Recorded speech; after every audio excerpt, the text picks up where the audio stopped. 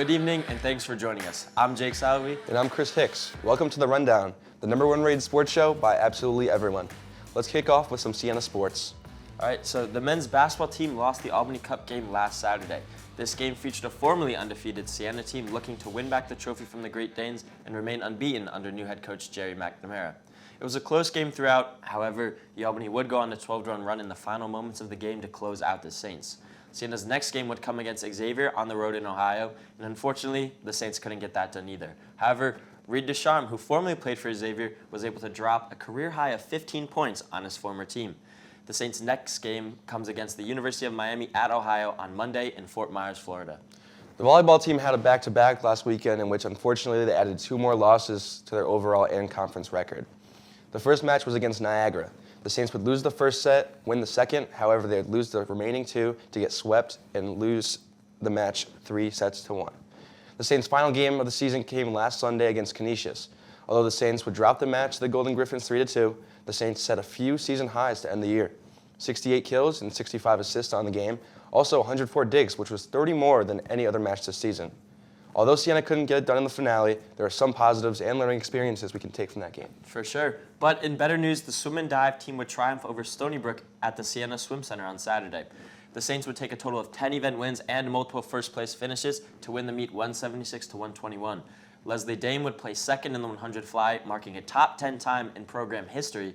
And Siena would also sweep in the 100 free with Shaylee Triller placing first and Natalie Bloom and Maya Reed in second and third place respectively. Siena would also take wins in the 200 free, 200 breast, 50 free, and the 400 medley relay. Also, a couple Saints received MAC awards this past week. Claire Donlin took home the MAC Diver of the Week, and Galen Kirk was awarded the MAC Swimmer of the Week. The Saints' next meet is the ECAC Winter Championships starting on Friday, December 6th in East Meadow, New York. You know, another great week for Siena sports, a short one, but good nonetheless. Short one, but there's some positives. We saw season highs and MAC award winners, so can't complain in the short span. For sure, very exciting.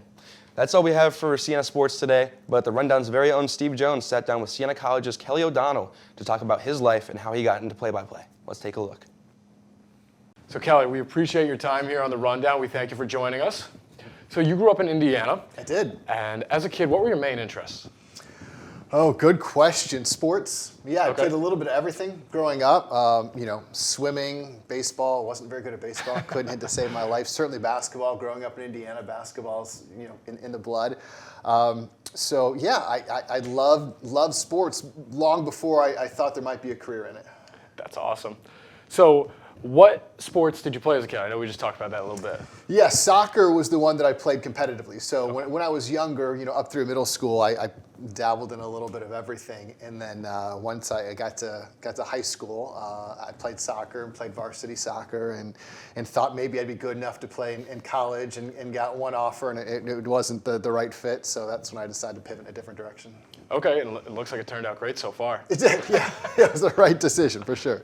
So how did you find Syracuse then, going into your college days? Yeah, so a coincidence, fate maybe. Somebody that my mom had worked with went to Syracuse, and he was a mentor to me. So he was a few years older, but when I was in high school, he was still in his 20s, so wasn't a whole lot older. And he had found his way to Syracuse and studied broadcast journalism. So I wasn't aware of it other than through Anthony Calhoun is his name, and he's worked as a sports anchor in Indianapolis for a very long time. And so he was kind of the person that opened my eyes to that possibility. And then ultimately I went there because he went there, and he ended up being very successful.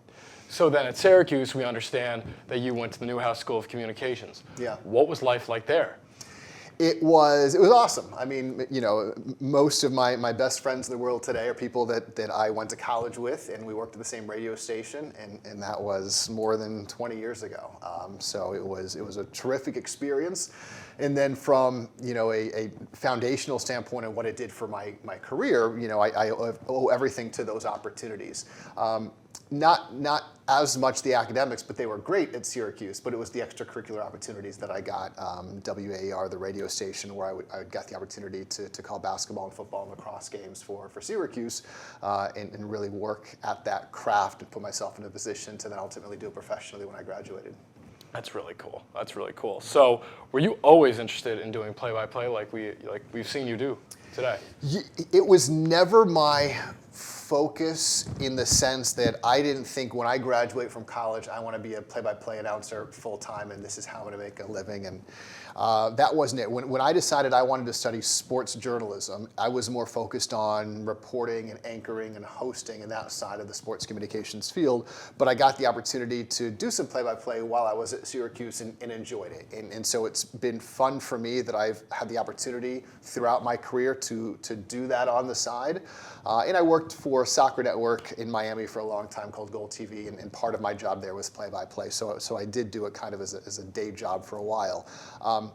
But it's always been more of an interest and a hobby and something fun to do on the side than my singular focus. That's really good. That's really awesome. So then we understand that you found yourselves here in the Capital Region. In 2008, you came to WRGB, our local CBS affiliate. Yeah. What was life like there in your position there?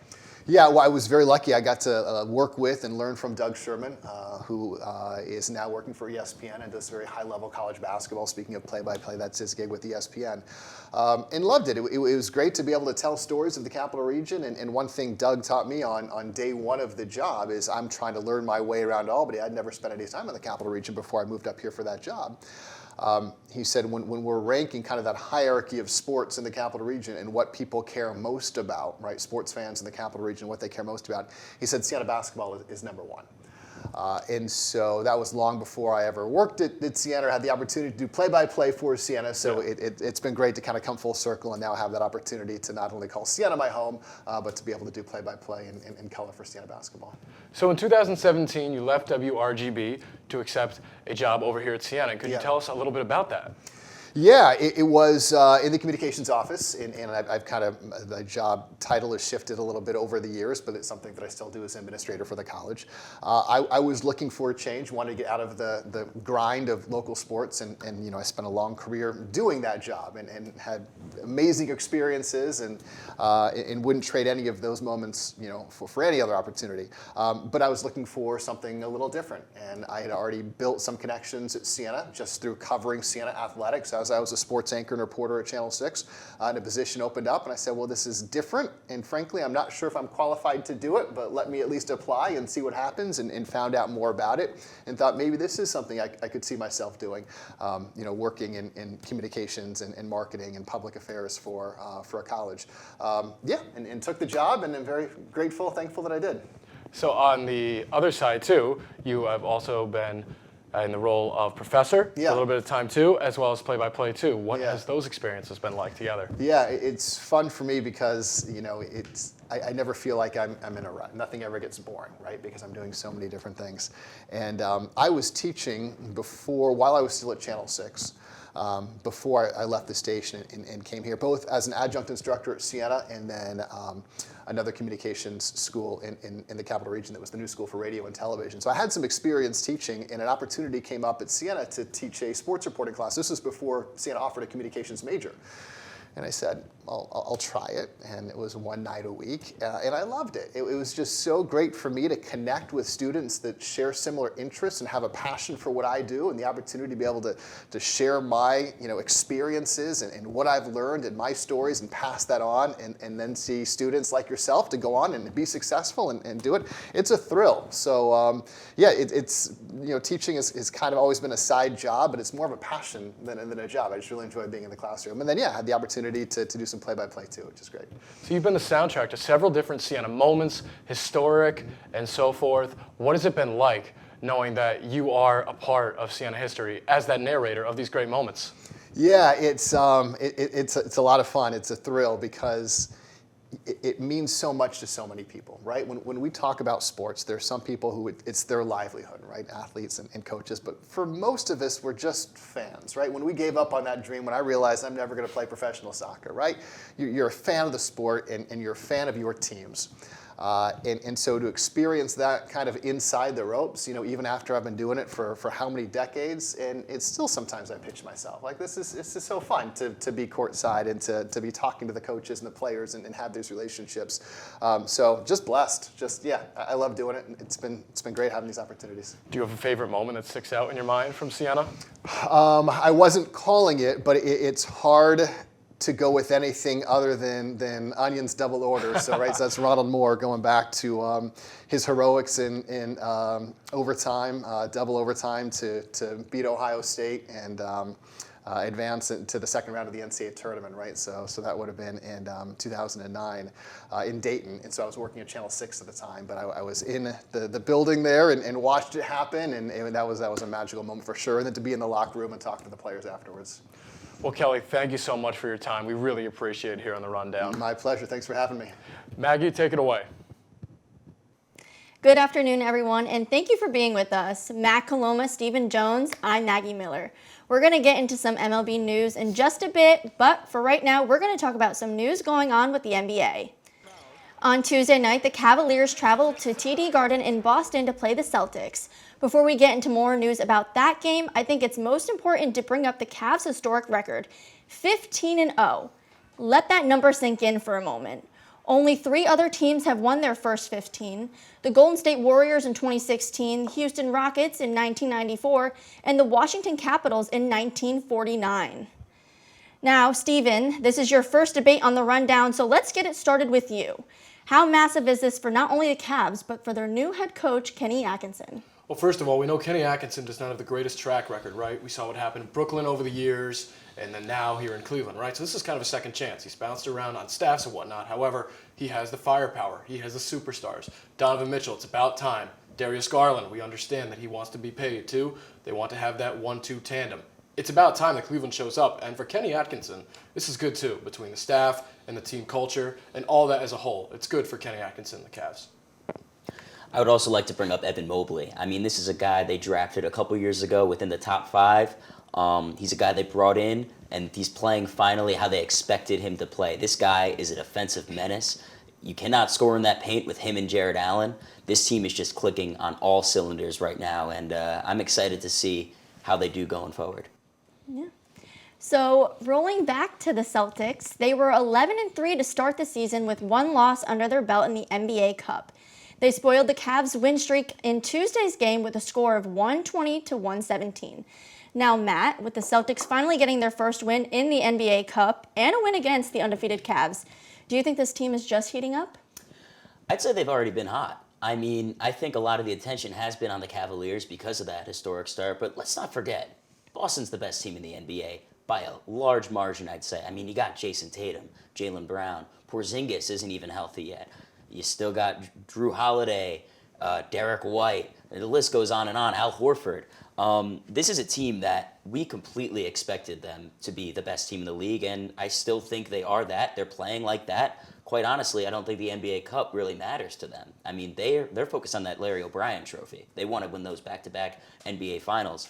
I think it's big that they were the team to do it, but I think this is what's expected of them. They're expected to beat good teams.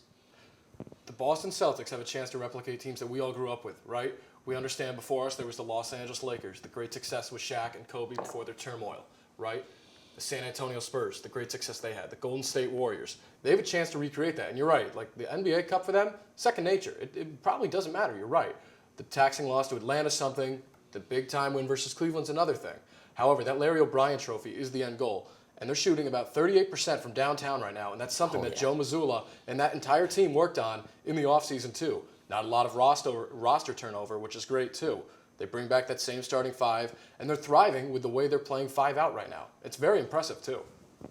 Yeah. So, do you guys know who currently is sitting 15th in the Eastern Conference? The Philadelphia Sixers, who have only won 2, and I mean 2 games for their first 14 they've played in the start of the regular season. While that's tragic, the bigger news comes from the locker room. Center Joel Embiid is not thrilled that a private discussion made its way to the public. Teammate Tyrese Maxey said he's late for everything, which is when Joel slapped back with, and I quote, "Whoever leaked that is a real piece of crap." And for this show, we won't explicitly say what he said at the end of the sentence, but Stephen, what was your reaction to that drama? Well, I think we all understand that this is not new for Joel Embiid. The first 2 years in the league, he was hurt, and there was the incident of him not taking care of his body, just consistently, putting sugar in his body, unhealthy drinks the first 2-3 years, right? Rehabs, take care of himself, and finally he's able to get to that potential. But this still isn't new. He had the reporter shoving incident earlier in the year, now this. The team drama doesn't help. And for Tyrese Maxey, by the way, to get paid that amount of money from the Philadelphia 76ers, he is doing the right thing in that team meeting or players-only meeting, whichever way it was, for him to call out Joel Embiid and say, look, you need to fix this right now. Because Joel Embiid, by all means, we know he is impressive and he can deliver, but he just doesn't consistently do that because of his actions off the floor. I'm going to say this. Philly, it's time to blow it up. Hang it up. The Joel Embiid era in Philadelphia has to come to an end. This guy, he has not made it past the second round of the playoffs. We talk about this guy in the same lights of a guy like Nikola Jokic, of a guy like Jason Tatum. Those guys have won the finals. Those guys have led their team past the second round, past their conference finals, into the finals, and have won it. Joel Embiid at this point, what does he have? I mean, this is a guy who's almost 30 years old. I think he may be 30 years old at this point. You know, Tyrese Maxey, you have a 22-year-old kid calling him out, 23-year-old kid calling out your star player. I feel so bad for Tyrese Maxey. You have Paul George on his podcast saying Jared McCain can't be another, who's been sensational, by the way, can't be our most consistent player. Act on it, Paul George. I'm sorry. He hyperextends his knee again. He has a bone bruise on his knee now. He's going to miss more time. He's robbing the Sixers. Joel Embiid is robbing the Sixers. The Sixers are the laughingstock of the NBA. It's time to blow it up. Build around Tyrese Maxey and Jared McCain. Get rid of everyone else. I'm sick of them. Another thing, too, you have to remember, Kelly Oubre's actions, whether they can be positive or negative, too. That's another thing to consider. Yep. So switching to the NFL and Thursday Night Football, it was the first snow game of the year in Cleveland where the Steelers came for a visit. An AFC North showdown between the top and bottom of the division, the Browns were ready to annihilate Pittsburgh, but more specifically, Myles Garrett, who had 3 sacks and was able to put pressure on Russell Wilson. The Browns beat the Steelers 24-19. Matt, as a Steelers fan, was this something you would have expected from Pittsburgh and playing the Browns, who are 2-8?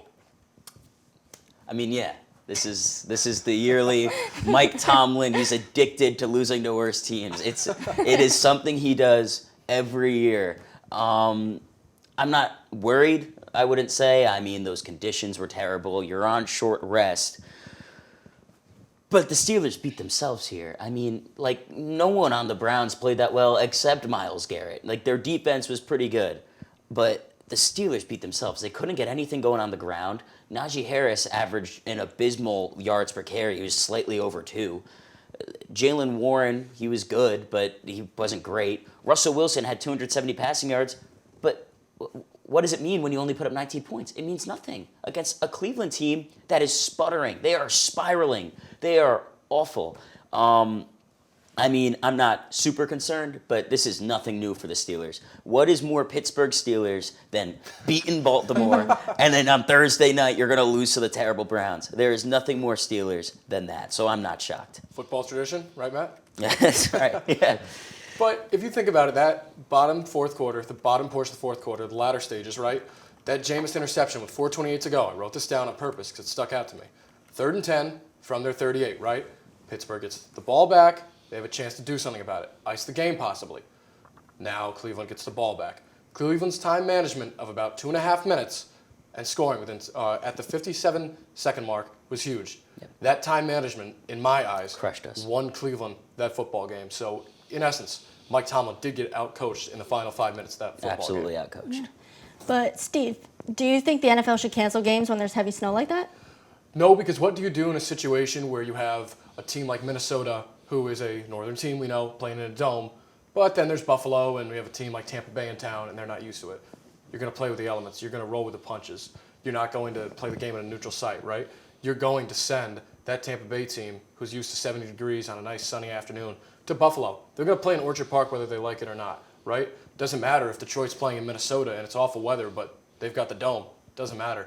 That's a key staple of football, and all of these teams must understand how important it is. I mean, you know, Lambeau. The importance of Lambeau. It's a beautiful thing. Winter football at Lambeau, it's a staple. I'm going to agree with you there. I mean, the NFL, I mean, it's a sport that should be played in all elements. It's part of the game. I mean, it's just so intertwined with the culture of the NFL is playing in heavy snow like that. I mean, you look at that playoff game between the Patriots and Bills a couple years ago.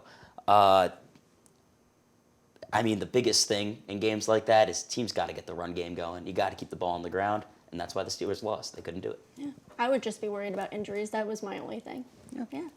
So sticking with the NFL, so in more pressing news, the Giants announced they accepted quarterback Daniel Jones' request to be released from the team. This comes after an embarrassing loss to the Panthers in Munich with a score of 20-17.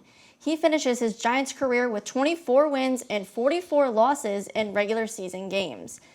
Now, Matt, what does this mean for the Giants in the 2025 draft, and what will be their approach now that they don't have a franchise quarterback?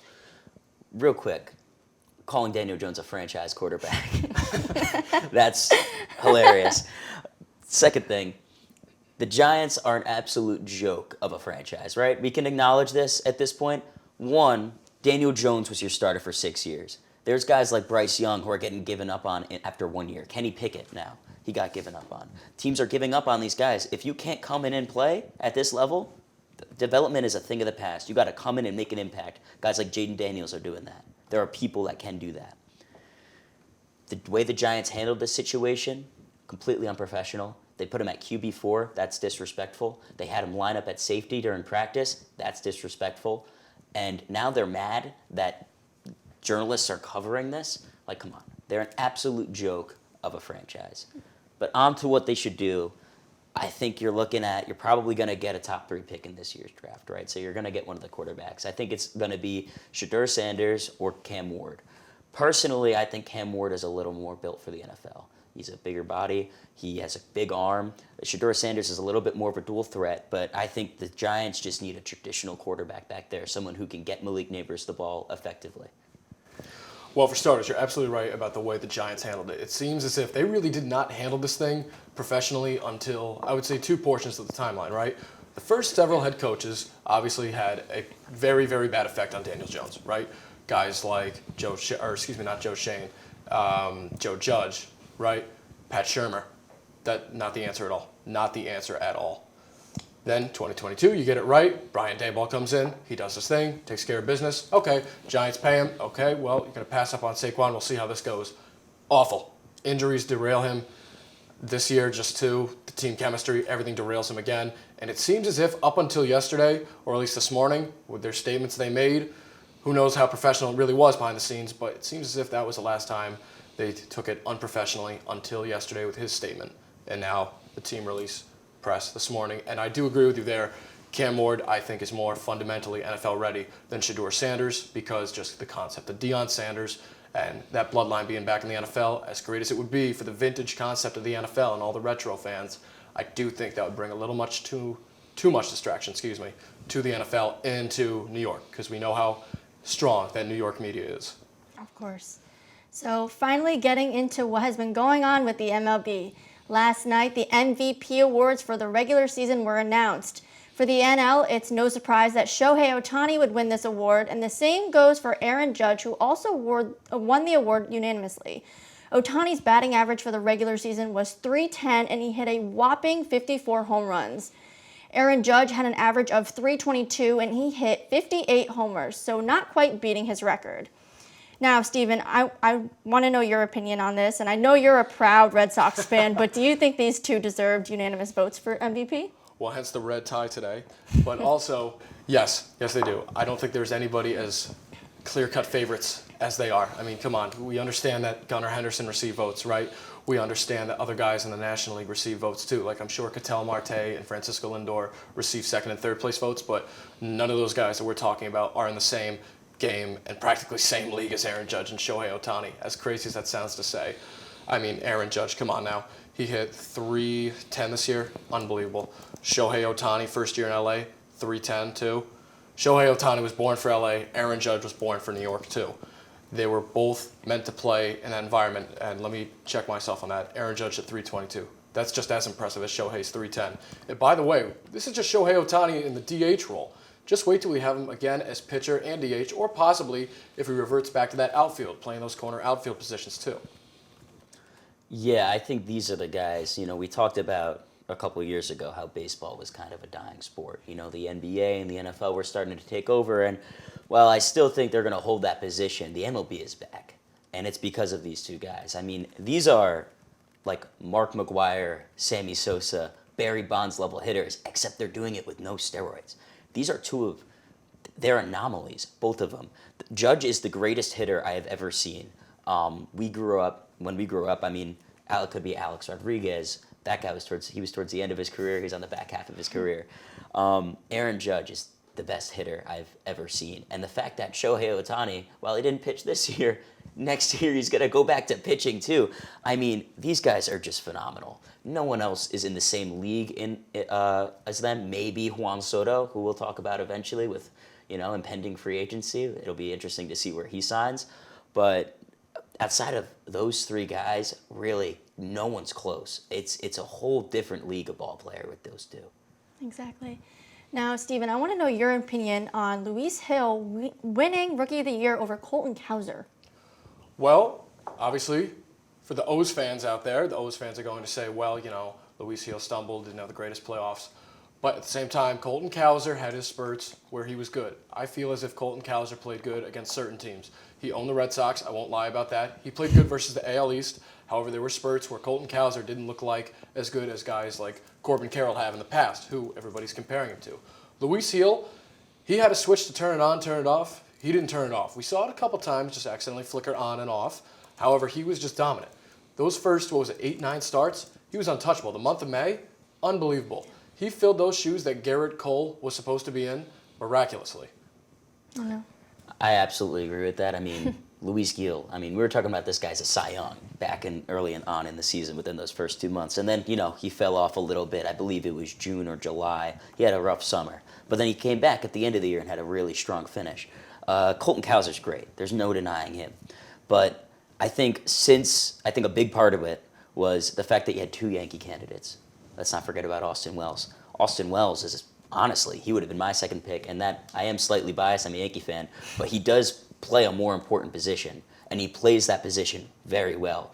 Austin Wells is a top 5 catcher in the game right now. I think there's no denying that. Whereas Colton Cowser, as great as he is, he's nowhere near top 5 at that position. I don't even know if I'd put him as a top 20 outfielder, and that's not to disrespect Colton Cowser. It's just that there are so many great outfielders in the league today. So We know him offensively, and that's the best you can do at exactly. that point. Exactly.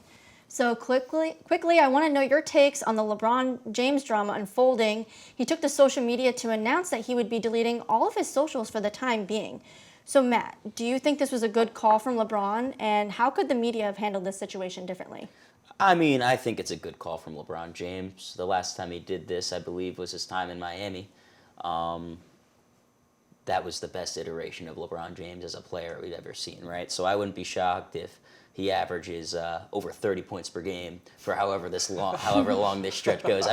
LeBron James, I'm one of those guys who has tried to hold on to that Jordan is the GOAT, that kind of, in that debate, but the more LeBron plays, the more I'm swayed to LeBron's side. The fact that he's doing this at 39 years old is insane. Come on. He's one of the best players in the league at 39. He's been one of the best players in the league for over 20 years. So I think to do this, I don't doubt what LeBron has to do. Whatever LeBron has to do, whatever he thinks is right, I'm just going to trust him. It's interesting the way you tied in MJ into LeBron in this category. Sorry, that's my unanimous go for that MJ. But you see, they both brought really interesting aspects of this game to each portion of the league. So for Michael, it was the 90s. For LeBron, it's been since early 2000s, mid-2000s. For LeBron in this age of social media to say, hang on, I'm done. I'm done for a little bit, taking your time off. That, in essence, is the athlete's responsibility to say, all right, let's regather myself, lock in, let's get ready to roll. This Lakers team has a lot of potential, right? Dalton Connect, AD, LeBron. Right now, that's a very strong big three in the NBA. I won't even lie to you guys about that. But this is LeBron's way of saying, if I'm coming close to the end of the line, this is my time, and this is the prime position I'm in to get another ring. Yeah, exactly. And I want to go back on the part that you said he was 39 years old. And doesn't he also play with his son on the same team? He does. Bronny's in the G League right now. Quite honestly, I don't know if anyone wants to hear my thoughts on Bronny James. I think Bronny James is the biggest. I think he's the biggest nepo baby we've seen in the NBA, and that's not to disrespect him. I'm sure he could be a good Division III college player. I'm sorry. I just don't think Bronny James deserves a spot in the league over a guy like Lonnie Walker, who actually this morning I was just watching his overseas highlights. He put someone on a poster. It was one of the greatest posters I've ever seen. If you get a chance to check it out, I would. I think he's taken a spot from a guy in the league that really deserves one. So. You talk about journeyman, Lonnie Walker right there. Yeah. Also, the Nepo Baby concept, right? Look at Scottie Pippen's son. He has played an integral part with the Memphis Grizzlies. So that's all we have for you on the rundown. A big thank you to Chris, Jake, Joe, and Nicolette. With you, Steven, Matt, and Maggie. This is a production of SCTV. Thank you for joining us, and we can't wait to catch up with you again in 2 weeks. Have a great rest of your weekend, everyone.